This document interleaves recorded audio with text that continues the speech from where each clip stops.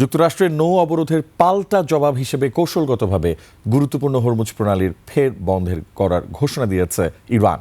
তেহরানের দাবি, মার্কিন জলদস্যুতার কারণে তারা আবারও বন্ধ করে দিচ্ছে হরমুজ। এদিকে প্রেসিডেন্ট ডোনাল্ড ট্রাম্প জানিয়েছেন, প্রয়োজনে কঠোর পন্থায় হলেও ইরানের সমৃদ্ধ ইউরেনিয়াম কবজায় নেবে ওয়াশিংটন। অন্যদিকে আগামী সোমবার পাকিস্তানের ইসলামাবাদে দ্বিতীয় দফার শান্তি আলোচনায় বসতে যাচ্ছে ইরান ও যুক্তরাষ্ট্রের প্রতিনিধিরা। বিস্তারিত নাইম আহমেদের ডেস্ক রিপোর্টে।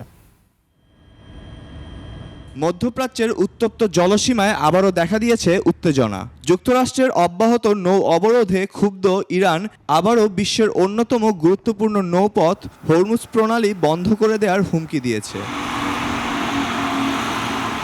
ইরানের সামরিক কমান্ড খাতাম আল আম্বিয়া বিবৃতিতে জানিয়েছে, প্রণালীটির নিয়ন্ত্রণ এখন থেকে সশস্ত্র বাহিনীর হাতে। যতক্ষণ না ইরানি জাহাজের অবাধ চলাচলের নিশ্চয়তা মিলবে, ততক্ষণ বহাল থাকবে এই কড়াকড়ি। পাল্টা হুঙ্কার এসেছে হোয়াইট হাউস থেকেও। অ্যারিজোনার এক সভায় প্রেসিডেন্ট ট্রাম্প সাফ জানিয়েছেন, পরমাণু চুক্তি হোক বা না হোক, ইরানের সমৃদ্ধ ইউরেনিয়াম কবজায় নেবে যুক্তরাষ্ট্র। অবশ্য ট্রাম্পের এই দাবিকে স্রেফ উদ্ভট বলে উড়িয়ে দিয়েছে তেহরান। তারা স্পষ্ট করেছে, সমৃদ্ধ ইউরেনিয়াম দেশের বাইরে পাঠানোর কোনো প্রতিশ্রুতি কাউকে দেয়া হয়নি।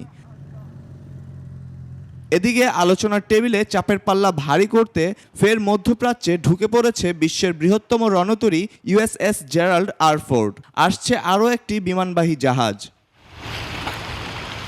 সংঘাতের এই চরম উত্তেজনার মধ্যেই আগামী সোমবার পাকিস্তানের ইসলামাবাদে দ্বিতীয় দফায় বসছে উচ্চ পর্যায়ের বৈঠক, যেখানে অংশ নিতে রোববারই দুই দেশের প্রতিনিধিদের ইসলামাবাদ পৌঁছানোর কথা রয়েছে।